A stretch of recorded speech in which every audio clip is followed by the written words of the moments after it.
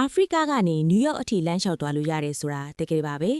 ဟုတ်ပါတယ်ခင်ဗျာနားမမပါဘူးခီးစဉ်ကိုတောင်အာဖရိကကကေပတောင်မြို့ကနေစတင်မှာချစ်ပြီးနိုနီဘီယာနဲ့တခြားအာဖရိကနိုင်ငံတွေကိုဖျက်ပြီးမြောက်ဘက်ကိုဆက်သွားရမှာပါ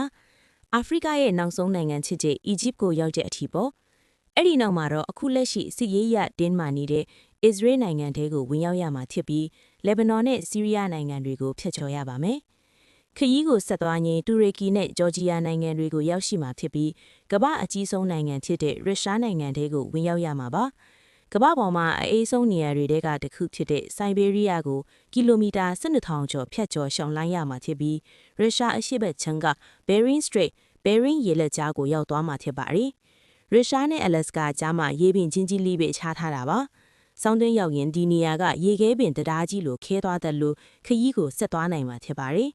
ဖြတ်ကျော်ပြီးတာနဲ့အလက်စကာကိုရောက်မှာဖြစ်ပြီးကနေဒါကိုဖျက်ပြီးအမေရိကန်ပြည်ထောင်စုရဲ့ကျေပြိုးလာတဲ့နေမြေတွေကိုတောင်ဘက်အတိုင်းဆက်သွားရမှာပါ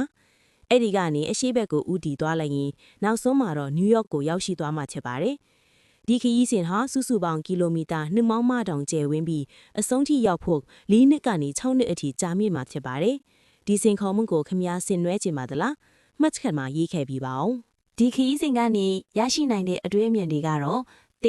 လူသားတွေရဲ့စိတ်သက်ကြံ့ခိုင်မှုကီလိုမီတာ2500ဆိုတာတာမန်ခီးတစ်ခုမဟုတ်ပဲလူတစ်ယောက်ရဲ့ဇွဲနဲ့တီးခံမှုကိုအဆုံးစွန်ထိစမ်းသပ်မဲ့ခီးစဉ်ဖြစ်နေတာပါနှစ်ပထဝီနိုင်ငံရေးရဲ့အခက်အခဲတွေတဘာဝအတားအဆီးတွေထက်ပိုခက်ခဲတာကစစ်မှဖြစ်ပွားနေတဲ့နိုင်ငံတွေကိုဖျက်ကျော်ရမှာဖြစ်လို့ကမ္ဘာငင်းချမ်းရေးဟာခီးသွားတစ်ယောက်အတွက်ဘလောက်အရေးပါတယ်ဆိုတာသိမြင်စေပါတယ်၃တဘာဝတရားရဲ့လမ်းဖွင့်ပေးမှုလူတွေကသမှုတရားတွေချားနေတယ်လို့ထင်ရပေမဲ့စောင်းရသည်မှာရေခဲတရားဖြစ်ပေါ်လာတာဟာတဘာဝတရားကပေးတဲ့ထူးဆန်းတဲ့လမ်းကြောင်းတစ်ခုထင်နေပါတယ်။၄အချိန်ရက်တန်ဖို့